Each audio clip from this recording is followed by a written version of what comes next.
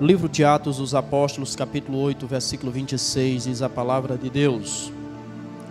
E o anjo do Senhor falou a Filipe, dizendo: levanta-te e vai para a banda do sul, ao caminho que desce de Jerusalém para Gaza, que está deserto. E levantou-se e foi.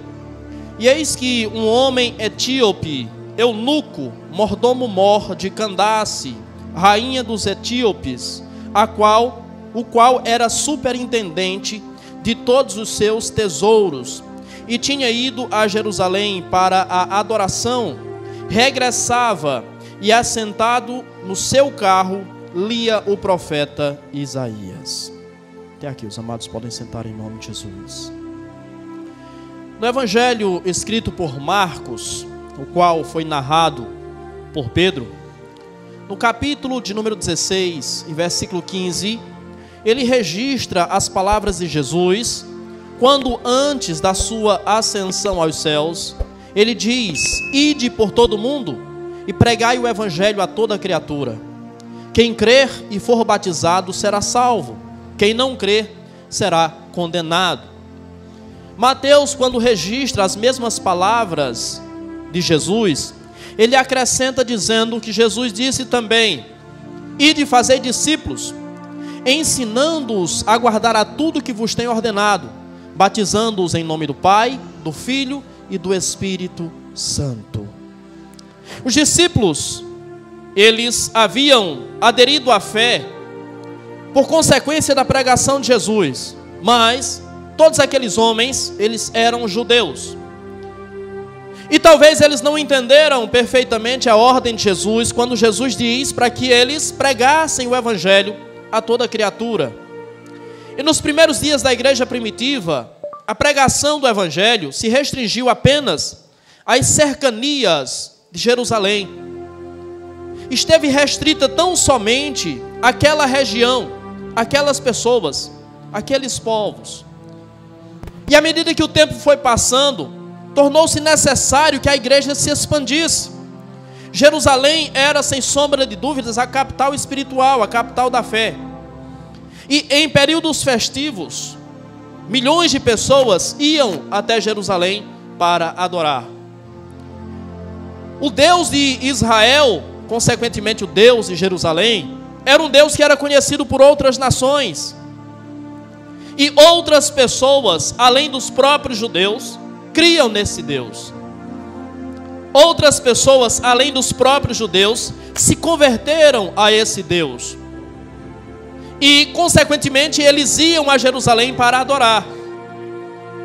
Não podemos perder de vista que haviam também outros judeus em outras regiões que iam a Jerusalém para adorar nos dias festivos. E os discípulos estão vivendo essa realidade, vivendo no meio dessas pessoas. E aqueles que se aproximam deles ouvem a mensagem. Aqueles que não vão a Jerusalém não ouvem a mensagem. Haja vista que você vê o relato de Atos capítulo 2, quando o texto diz que Pedro começa a pregar no dia de Pentecostes, e uma grande multidão está ouvindo Pedro. E a Bíblia diz que quase 3.000 pessoas são batizadas naquele dia. E haviam ali pessoas de várias nações. São registradas ali pelo menos 17 nações. E pessoas dessas 17 nações foram alcançadas pelo evangelho. Ouviram a palavra de Deus por intermédio de Pedro. Converteram-se a Jesus. Tiveram as suas vidas transformadas. E tiveram acesso à graça salvadora, à graça redentora e à salvação que foi conquistada por Jesus no alto da cruz. Mas para que essas pessoas ouvissem o evangelho, elas precisaram ir até Jerusalém. Sem nenhuma pretensão ou intenção de ouvir o evangelho. Eles foram lá com outro objetivo. E o texto que nós lemos nos narra algo semelhante. O texto fala de alguém que era de uma outra raça, de uma outra etnia, que veio também a Jerusalém adorar. A Bíblia fala de um homem etíope. E esse homem etíope, entenda, a Etiópia daquela época não era necessariamente a Etiópia atual. Hoje nós temos uma nação, um país chamado Etiópia. Mas a Etiópia bíblica não é exatamente a mesma Etiópia que nós conhecemos hoje. Os etíopes do período bíblico, eles eram descendentes de Cush. Cush foi um filho de Ram. Ram era filho de Noé. Na sua Bíblia, Ram aparece como Cam ou Cão. Então Cush foi neto de Noé. Cush foi a descendência direta daquele que alcançou a graça diante de Deus. E Cush foi uma das nações, ou foi aquele que deu origem a uma das nações que procedeu de Ram. Além de Cush, ele teve Mizraim. Mizraim foi aquele que deu origem aos egípcios. Put, que também era filho de Ram, foi aquele que deu origem aos líbios. E o outro filho de Ram era Canaã, que naturalmente deu origem aos cananeus, que muitos anos depois vieram a ser conhecidos como os africanos. Então nós temos nações extremamente importantes que nasceram, que surgiram de Ram. E Cush é um desses que deu origem a essa nação, aos etíopes. Esse homem, ele habitava em um país que ficava ao sul do Egito. E a Bíblia diz que ele vem a Jerusalém adorar. Se ele habitava nas regiões do Egito, naturalmente ele ouvira falar do Deus de Israel que libertou os israelitas da escravidão no Egito. Então não era segredo para ele, muitas vezes ele ouviu falar, sem sombra de dúvidas, desse Deus que libertou aquele povo da escravidão de 400 anos, com mão forte e braço estendido, como diz a Bíblia Sagrada. Nós não temos muitos registros históricos daquilo que ocorreu, porque nenhuma nação antiga costumava guardar registros de derrota. Então, a grande maioria dos registros da libertação do povo de Israel da terra do Egito foi queimada, foram destruídas. Mas nós temos a Bíblia que registra detalhadamente como Deus fez para tirar aquele povo. Então esse homem que é etíope, por mais que não houvesse documentos, ele sabia. Existe a tradição oral, existe o boca a boca. As informações são transmitidas e passam de geração em geração. E aquele homem conhecia esse Deus. E na busca da verdade da vida, na busca pelo sentido da vida, na busca por algo transcendente, na busca por algo que aponta para uma realidade além da realidade física, na busca por algo que aponta para uma eternidade, aquele homem encontrou as suas respostas no Deus de Israel, no Deus que libertou a sua nação, o seu povo. E ele vai a Jerusalém adorar. Então esse homem é aquilo que nós podemos chamar de prosélito. Um prosélito é aquele que não faz parte do povo judeu, mas adere à fé do povo judeu, ou seja, se converte ao judaísmo.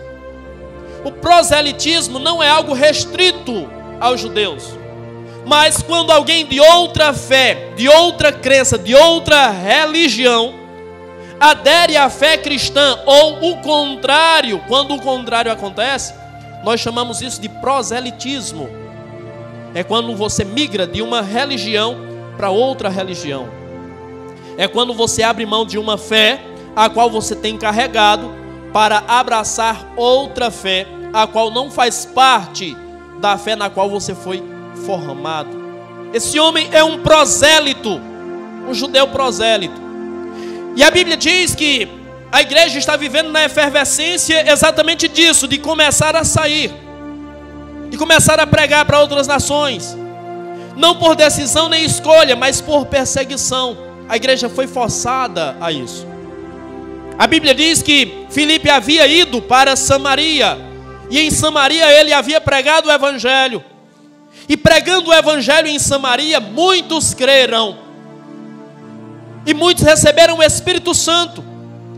E a Bíblia diz que Pedro foi lá, e Pedro, vendo que aqueles homens receberam o Espírito Santo, Pedro diz: como é que nós vamos negar a água do batismo a essas pessoas que até mesmo o Espírito Santo já receberam? E muitos foram batizados lá em Samaria. E a Bíblia diz que eles retornam para Jerusalém. Eu não sei se o clima em Jerusalém tinha melhorado, não sei se estava ameno, mas eles voltam para Jerusalém. E enquanto eles estão em Jerusalém, a Bíblia diz que o anjo do Senhor fala com Filipe e diz: dispõe-te, levanta-te e vai para o caminho do deserto, vai para o caminho que desce para Gaza. E a Bíblia diz que esse homem levanta-se e vai. Filipe sabia e conhecia o poder de Deus. Filipe foi aquele que em Atos capítulo 6 foi nomeado como um dos diáconos. Embora não apareça a palavra diácono no texto, mas nós entendemos que ali são diáconos. A instituição do diaconato acontece em Atos capítulo número 6. Filipe é um desses. Porém ele se mostra muito mais do que um diácono simplesmente. Ele se mostra um evangelista. E através do seu ministério, Samaria começa a crer. E Deus escolhe exatamente esse homem para vir falar com esse etíope. Observe que Deus não chama, Deus não escolhe e Deus não fala com qualquer pessoa. Deus seleciona pessoas com quem Ele vai falar. Deus seleciona pessoas as quais Ele vai usar para obras específicas, para missões específicas. Deus escolhe pessoas específicas. Lembro-me dos dias de Samuel. Havia o sacerdote chamado Eli, e Deus havia parado de falar com Eli, mas Deus fala com Samuel. Deus não fala com qualquer pessoa. Deus não entrega qualquer missão na mão de qualquer pessoa. Deus escolhe pessoas específicas para missões específicas, porque Deus não joga para perder, porque Deus não atira ao esmo, porque Deus não abre mão de salvar pessoas. E nós precisamos ter sensibilidade para entender que a salvação de muitas pessoas depende da sensibilidade que temos em ouvir a voz de Deus e atender a voz de Deus, em ouvir a palavra de Deus e atender a palavra de Deus. Por que Deus não fala com qualquer pessoa? Porque nem todos estão sensíveis a ouvir a sua voz. Por que Deus não entrega a responsabilidade nas mãos de qualquer pessoa? Porque nem todos têm a mesma responsabilidade. Porque nem todos têm o mesmo comprometimento. Porque nem todos estão preocupados com a salvação de outrem. Talvez isso entenda, ou faça você entender, porque Deus te chama e não chama o teu irmão. Ou talvez isso te faça entender por que Deus chama o teu irmão e não chama você. Se a Bíblia diz que nós somos luz, a luz tem que aparecer. Então quer ser chamado, apareça. Quer ser chamado, se mostre. Quer ser chamado, se apresente. Do contrário, não serás. Do contrário, serás apenas mais um. Por que Deus não manda Pedro? Por que Deus não manda André, Bartolomeu, João, Tiago? Tinham tantas opções. Por que Deus escolhe exatamente Filipe? Deus escolhe pessoas específicas para missões específicas. Levanta-te e desce de Jerusalém para o caminho do deserto, para o caminho que leva a Gaza. Deus precisa ver em nós disponibilidade, entrega, doação. Apresente-se e Deus te usará. Esconda-se e Deus te esquecerá. Muitas vezes será necessário nós descermos de Jerusalém para nos encontrar com aqueles que estão se perdendo. É muito confortável estar em Jerusalém. Por algum tempo os discípulos ficaram em Jerusalém. Se alguém vier a mim, eu prego. Se alguém se aproximar de mim, eu ensino. Se alguém tiver contato comigo, eu falo de Jesus. Do contrário, esquece. Muitas vezes será necessário sair do conforto de Jerusalém e descer até o caminho do deserto. Descer até o caminho que leva para Gaza, para encontrar quem está se perdendo. Muitas vezes é necessário descer do salto alto. Muitas vezes é necessário baixar um pouquinho o nariz que está empinado. Muitas vezes é necessário descer na lama e se sujar de lama para resgatar quem na lama está. Ou nós entendemos isso, ou nunca poderemos ser usados por Deus. Ou nós entendemos isso, ou nunca poderemos ser instrumentos nas mãos de Deus. Desce. Deus quer te usar. Então desce. Tal qual Naamã teve que mergulhar 7 vezes nas águas lamacentas para ser curado. Deus está dizendo para você, para que eu te use, para que eu me utilize de você, você precisa descer também. Desce de Jerusalém para o caminho do deserto, porque ali há alguém que está buscando algo, mas ele não sabe o que está buscando.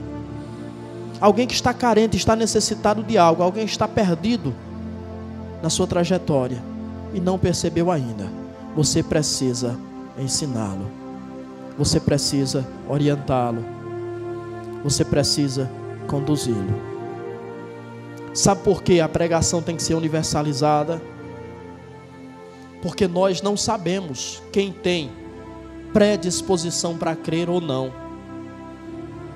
Nós, ao longo da nossa trajetória e da nossa caminhada, nós vamos conviver com muitas pessoas. Quem sabe, dependendo do rumo que nós tomarmos, com milhares de pessoas. E todas essas pessoas com quem nós convivermos têm o direito de ouvir que Jesus salva, que Jesus cura, que Jesus liberta, que Jesus transforma.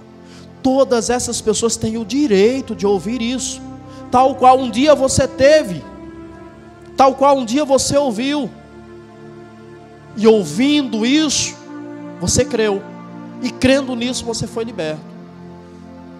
Pastor, mas eu convivo com tantas pessoas e eu falo de Jesus, mas raramente as pessoas dão atenção, raramente as pessoas dão crédito, raramente as pessoas se convertem. Pois é, mas talvez existam pessoas as quais você acha menos provável que creiam, e essas pessoas têm predisposição para crer. Você não sabe, você não conhece. Por isso a pregação do Evangelho tem que ser universalizada. Pastor, mas o camarada está longe de Deus, o camarada está se perdendo.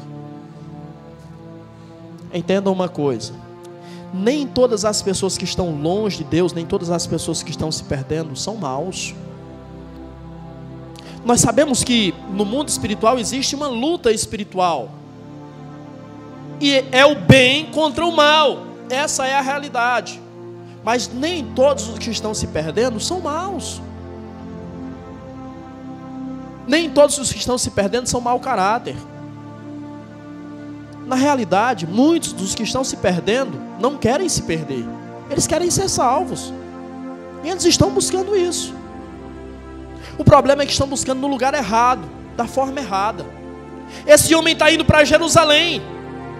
Esse homem aderiu à fé judaica, mas o véu do templo já se rasgou. Mas o sangue da nova aliança já foi derramado, já selou essa nova aliança.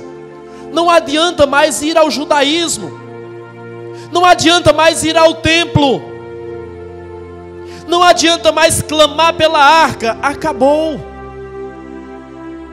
Ele está se perdendo, ele é sincero, mas ele está buscando a salvação. Então nem todos que estão se perdendo são maus. Nem todos que estão se perdendo querem isso. Na realidade eles estão buscando ser salvos. Eles estão buscando a redenção. E na realidade, você precisa comunicar a verdade do Evangelho a essas pessoas, porque elas estão se perdendo e não sabem que estão se perdendo. Pergunte a qualquer pessoa que crê em algo, que tem uma fé. Pergunte a ela: o que é que você acha da sua fé, da sua religião? Essa pessoa vai dizer: a minha religião, a minha fé é a fé verdadeira, é a religião verdadeira.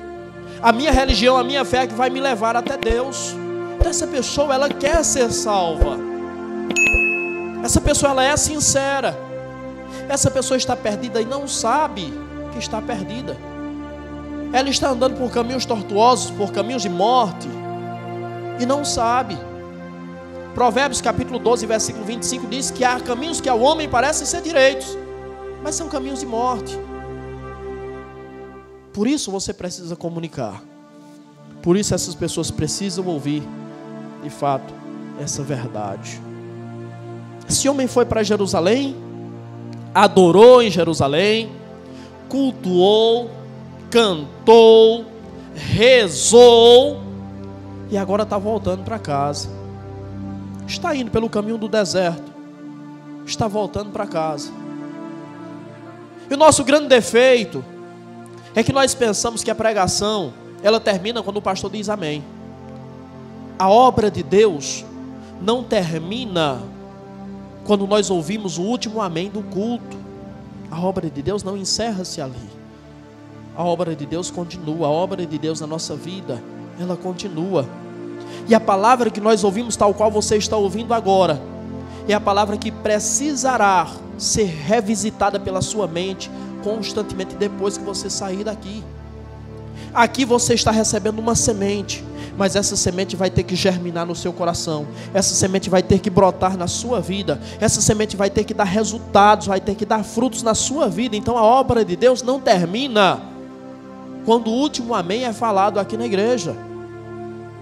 No último amém do culto. Já tinha acabado a adoração, já tinha acabado o culto. E o homem está indo para casa. Deus fala com Filipe e diz: foi insuficiente aquilo que aconteceu em Jerusalém. Vai lá, comunica a verdade para ele.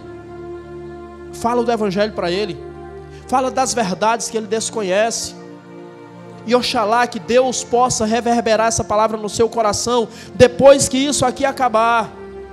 Oxalá que você possa revisitar na sua mente essa palavra e Deus possa começar a ministrar na sua vida e no seu coração coisas que você não ouviu aqui, mas que estão inseridas nessa verdade, estão inseridas nessa palavra.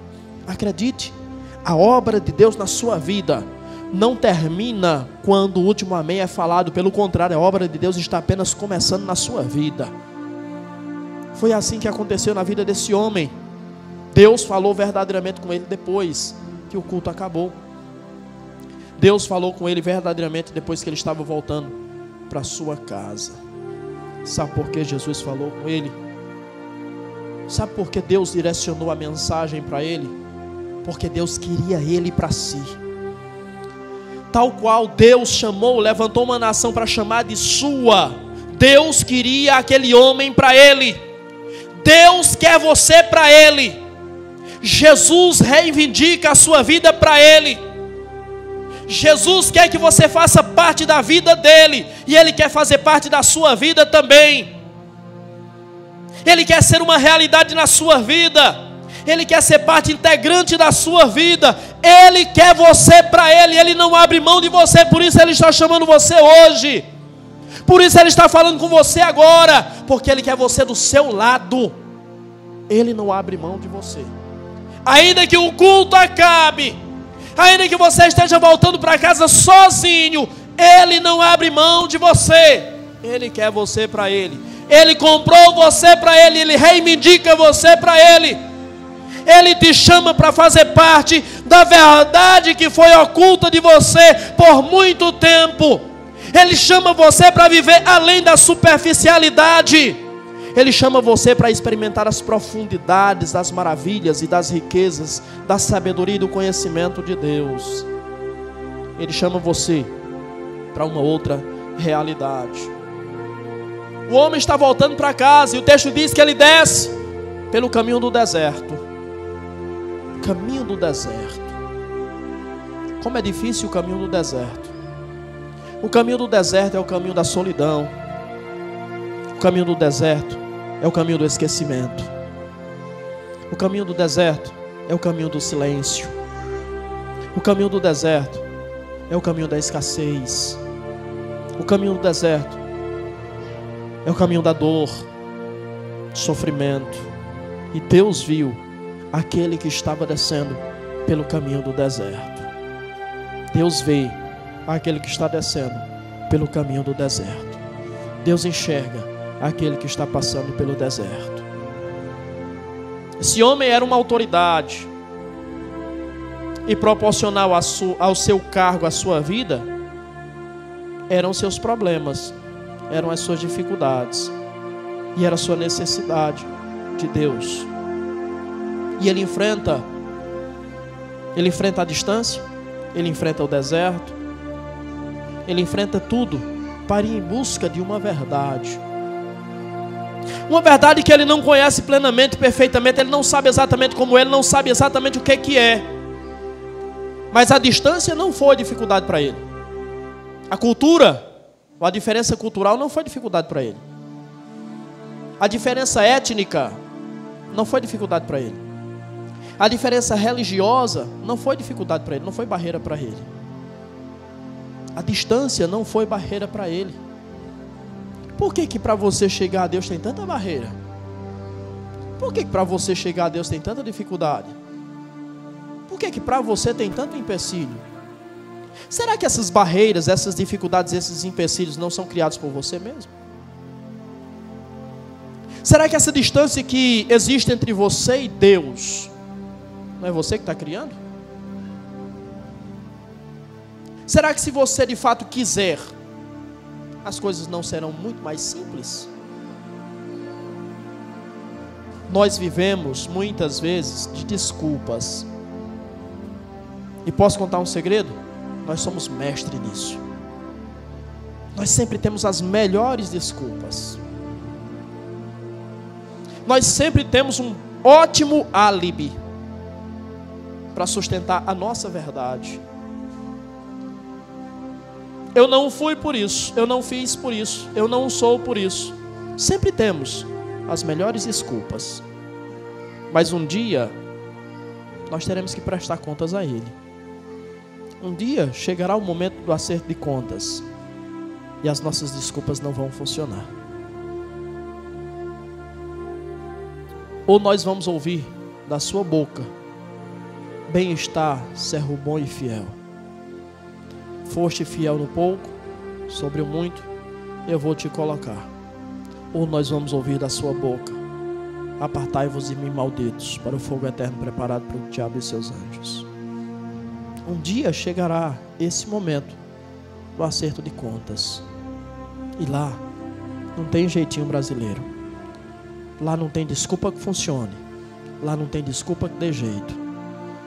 Então use a sua habilidade para pregar o Evangelho e não para dar desculpas pelo que você não está fazendo.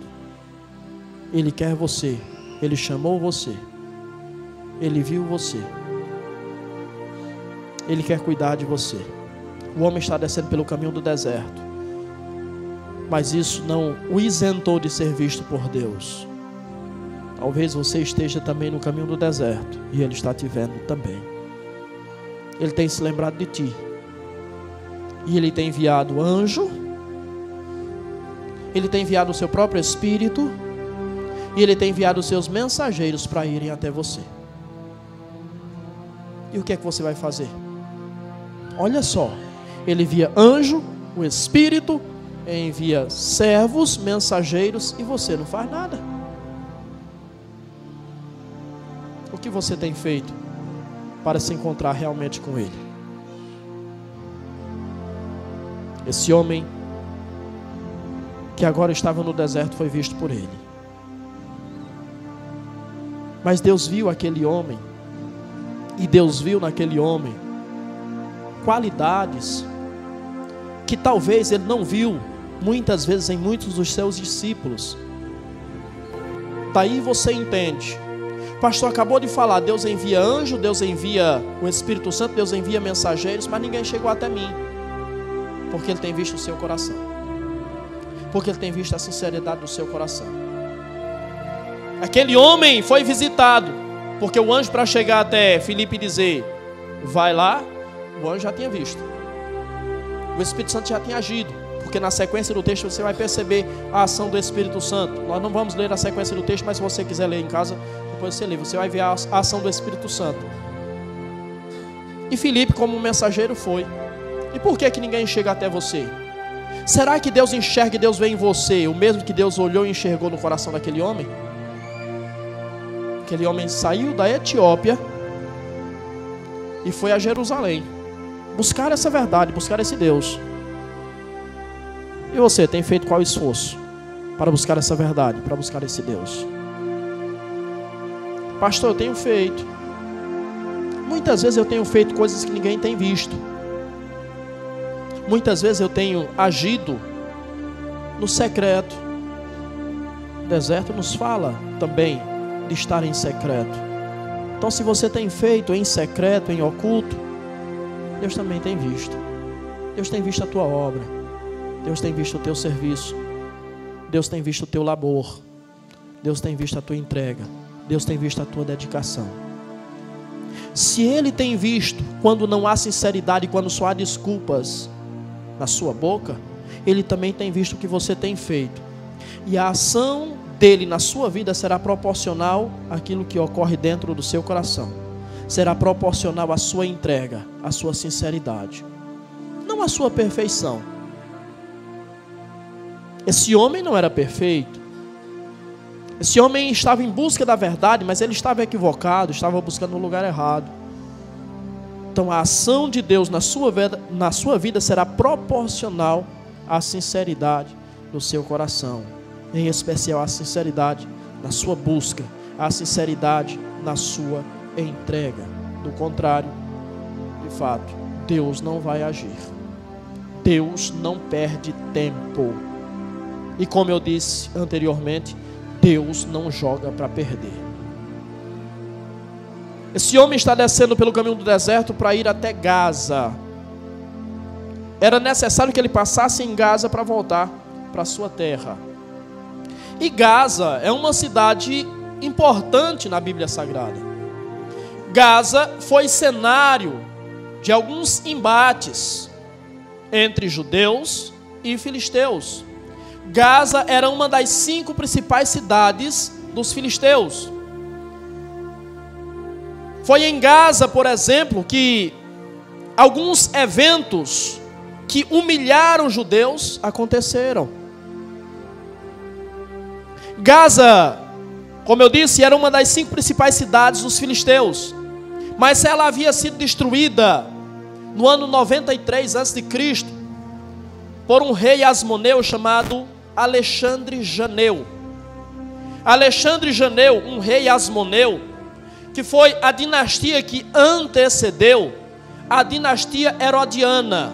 Então, quando você ouve falar de Herodes, Herodes era um rei asmoneu, tal qual Alexandre Janeu era. E com Herodes cessa-se a dinastia asmoneana e dá-se início à dinastia herodiana. É tanto que você vai ver na Bíblia vários Herodes, porque Herodes se torna uma dinastia. E os reis da Judeia eram chamados de Herodes. Tal qual você vai ver vários Césares como imperadores romanos.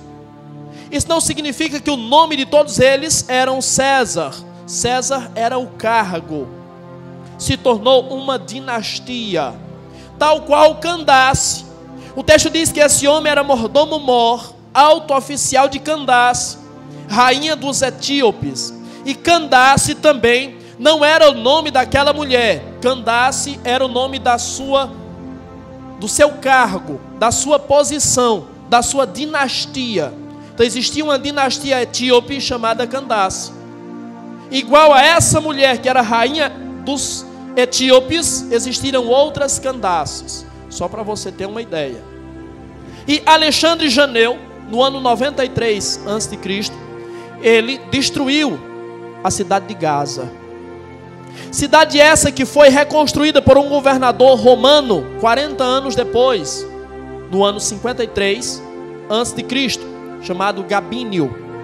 Governador Gabínio reconstruiu a cidade de Gaza.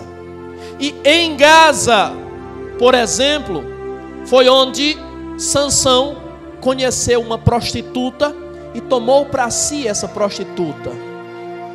Da mesma forma, em Gaza, posteriormente, foi onde Sansão, depois de ser preso pelos filisteus, teve os seus olhos arrancados, foi amarrado em um moinho e como animal girava aquele moinho.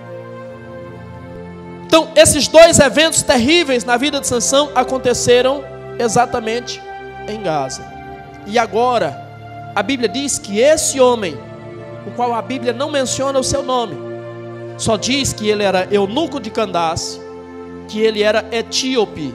Ele está descendo de Jerusalém e indo também na direção de Gaza. E em Gaza, naquela região, é que Deus fala com aquele homem, que Deus salva aquele homem. Isso significa dizer que em Gaza, a fé venceu a incredulidade, a adoração venceu a religiosidade. Em Gaza, a graça venceu o pecado. Em Gaza, a salvação venceu a condenação. Em Gaza, Deus venceu o diabo. O ambiente, o palco da desgraça de Sansão e de vários outros eventos se tornou o altar da glória. O lugar do fracasso se tornou um lugar da glória e da manifestação da glória de Deus. Essa palavra não é apenas para aquele homem, essa palavra é para você. O lugar do fracasso também se tornará o lugar da glória, o altar da glória, o lugar da manifestação da presença e da glória de Deus na sua vida. Creia, creia. No lugar onde alguém pecou, no lugar onde alguém caiu, Deus vai fazer levantar. No lugar onde alguém teve os olhos arrancados, Deus vai dar a visão espiritual. No lugar onde alguém se perdeu, Deus vai achá-lo em nome de Jesus. Aquele homem está voltando para casa. Como eu disse, ele era um eunuco de Candace. E ele poderia voltar por vários outros caminhos.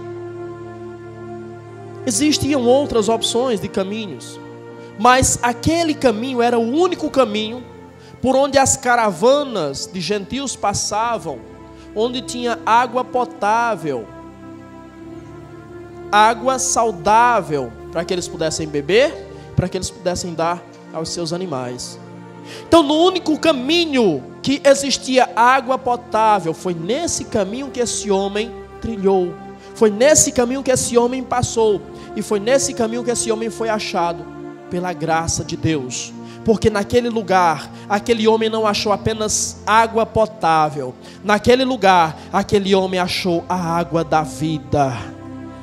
Nos caminhos que você tem percorrido, Deus vai fazer você encontrar a água da vida. E essa água vai saciar você a tal ponto que você não necessitará de mais nenhuma água. Tal qual a mulher samaritana, quando ouviu de Jesus: mulher, se você soubesse quem te pede, você lhe pediria e ele te daria a água da vida. E ela disse: Senhor, me dá, para que eu não precise mais dessa água, para que eu não precise mais vir buscar essa água. A água da vida vai saciar você a tal ponto que você não terá necessidade de mais nenhuma água. Você não terá mais nenhuma necessidade. Foi essa água que esse homem encontrou. E é essa água que jorra dessa palavra. E é essa água que quer inundar a sua vida, lavar a sua vida e saciar a sua sede em nome de Jesus. Sacie-se nessa água, a água da vida. Aquele homem estava muito perto da verdade. Aquele homem estava à beira do caminho. Aquele homem estava à porta. Ele estava buscando Deus certo, mas da forma errada. Há muitos que estão buscando Deus certo, mas da forma errada. Por isso que a Bíblia diz, João 7,37, Aquele que crê em mim, como diz a Escritura. Você não crê da forma que você quer, você crê conforme diz a Escritura, porque você corre o risco de crer no Deus certo da forma errada, de buscar o Deus certo da forma errada, de servir o Deus certo da forma errada. E se você serve ao Deus certo da forma errada, você termina construindo um Deus errado, você termina agradando a um Deus errado, você termina embarcando em uma salvação errada. Como diz o pastor Paulo Romero, quem embarca numa salvação errada, desembarca em um céu errado. Aquele homem era prosélito, convertido ao judaísmo. Ele estava perto, ele estava à beira do caminho, mas ele ainda não conhecia a verdade, mas ele ainda não estava na verdade. Estava à beira da porta, mas precisava entrar na porta verdadeira, naquele que disse: eu sou a porta, quem entrar por mim será salvo, entrará e sairá e achará pastagem. Não fique na beira da porta, não fique à porta, adentre a porta em nome de Jesus.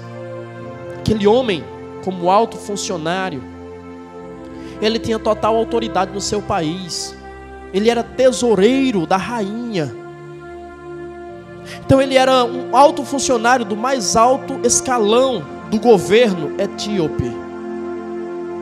E você pode ser grande, você pode ser o que você for lá fora, aqui você é servo, aqui você é adorador. Você pode ser grande, você pode ter formação, você pode ter diploma, você pode ter o que você quiser. Aqui Deus chama você para ser adorador. Você pode ser um grande advogado, você pode ser um grande médico, você pode ser um grande cientista. Aqui você é servo e adorador. Então se comporte como tal, então sirva como tal, então adore como tal. Aquele homem naquela hora teve que se render à verdade, a qual ele buscou a vida inteira, mas encontrou naquele dia. E talvez a verdade que você tem buscado por tanto tempo está diante dos seus olhos, está à sua disposição, e você precisa crer, e você precisa entender, e você precisa aceitá-la em nome de Jesus. Se esse homem era prosélito, ele era conhecido como um prosélito da porta. Existia essa nomenclatura entre os judeus, prosélito da porta. Por que ele era um prosélito da porta? Porque ele era eunuco. E você sabe que o eunuquismo era uma prática entre várias nações antigas. O eunuco era um homem que era castrado. Era um homem que normalmente era castrado para ser cuidador do harém do rei. Então, para não oferecer perigo para as mulheres do rei, ele era castrado. Porém, muitos eunucos se destacavam e alcançavam cargos proeminentes no governo, que era o caso desse homem. Só que ele não podia servir no templo. A ele estava ordenada apenas 7 leis que os judeus seguiam, que eram as leis de Noé. Eu não vou entrar nesse mérito hoje, até por causa do tempo. Mas existiam 7 leis entre os judeus, que eram conhecidas como as leis de Noé. E esse homem tinha responsabilidade e obrigação de cumprir essas 7 leis. Mas ele não podia entrar no templo. Ele não podia servir no templo. Ele não poderia participar dos rituais do templo. Porque Deuteronômio capítulo 23 e versículo 1 proibia ele. Qualquer homem que tiver um defeito no testículo ou for castrado, não pode servir no templo. Esse homem era impedido pelo judaísmo de servir no templo. Ele era impedido de participar da adoração. Ele era impedido de participar dos rituais. E esse homem que aderiu a essa fé, mas era impedido de praticar plenamente essa fé, agora é chamado por Jesus, não apenas para ser praticante de rituais, mas para ser rei e sacerdote. O chamado dele para nós é para que sejamos reis e sacerdotes. E o chamado para esse homem era a mesma coisa. Então ele chegou em Jerusalém como um prosélito da porta. Ele chegou em Jerusalém como alguém que era impedido de participar da adoração ativamente. era impedido de participar dos rituais de sacrifício, e voltou para a sua casa, e voltou para o seu país, e voltou para o seu povo, como um rei e sacerdote. Quando ele volta para a sua terra, ele pode olhar a rainha de igual para igual, não politicamente, ela estava e continuava estando acima dele, mas ele agora era rei, porque esse é o chamado. Ele nos tem chamado para sermos reis e sacerdotes, propriedade peculiar dele, uma nação santa. Essa pode ser a sua realidade também. Você pode ter entrado aqui como um prosélito da porta, alguém que não faz parte, alguém que não pratica, alguém que não se envolve. Você pode ter entrado aqui com defeitos, e por causa dos seus defeitos, você é rejeitado, como esse homem era rejeitado. Pelo fato de ser eunuco, ele tinha um defeito físico, e por isso ele era rejeitado. Mas você pode voltar para casa diferente. Você pode voltar para casa com uma outra realidade. Você pode voltar para casa como rei e sacerdote, servindo ao Rei dos Reis e Senhor dos Senhores. Só depende de você. A mensagem foi anunciada a esse homem, e ele tinha a opção: crer ou não crer, aderir ou não aderir, aceitar ou não aceitar. Ele aceitou, ele creu, ele escolheu a melhor parte. Filipe provavelmente voltou para casa. Aliás, o texto diz que Filipe foi arrebatado para uma outra cidade. Esse homem voltou para casa, e provavelmente nunca mais ele viu Filipe. É bem provável que nunca mais ele viu Filipe. A história secular diz que esse homem se tornou missionário e pregou em outras nações. Não sabemos se é fato ou não, mas fato é que por mais que ele não tenha mais visto Filipe, Filipe foi fundamental na sua vida. A vida daquele homem nunca mais foi a mesma depois do encontro que ele teve com Filipe. Então você, como Filipe marcou a vida daquele homem. Você, como Filipe, marque vidas, marque histórias.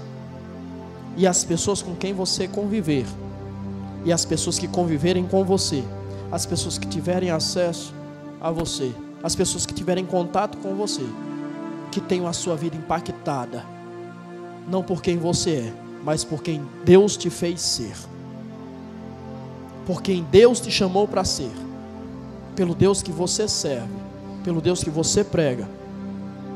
E a pergunta que se faz é: o que Deus tem feito você ser?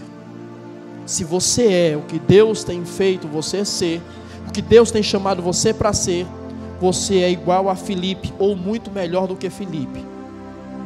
Mas a pergunta é: você tem sido o que Deus tem te chamado para ser?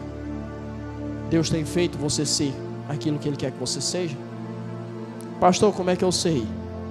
Avalie os seus relacionamentos. Avalie que tipo de influência você gera, causa nas pessoas. Avalie de que forma você impacta a vida das pessoas. Avalie de que forma você marca a vida das pessoas. Avalie que tipo de influências, ou que tipo de influência você exerce na vida das pessoas. Assim você saberá se você é o que Deus te chamou para ser, se você faz o que Deus te chamou para fazer.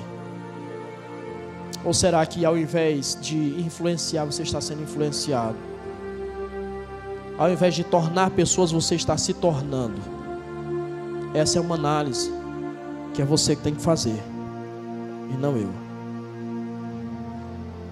Filipe nos mostra e nos ensina que Deus o chamou para brilhar, tal qual Deus chamou você para brilhar e para irradiar a sua luz. Então brilhe, então brilhe, então irradie a sua luz, então ilumine o ambiente onde você está, ilumine todo e qualquer ambiente onde você chegar, e deixe que a graça de Deus transborde através da sua vida. Deixe que a graça redentora, a graça que alcançou esse homem, alcance pessoas através da sua vida também. E assim, um dia, você ouvirá da boca dele: servo bom e fiel, você foi fiel no pouco, agora vem possuir o muito. Vem possuir o reino por herança, que está preparado para você desde a fundação do mundo. É isso que Deus tem preparado para você. Mas Ele não quer que você chegue lá só. Há muitos eunucos para você conquistar. Então conquiste-os e leve-os para o lugar para onde você está indo também, em nome de Jesus.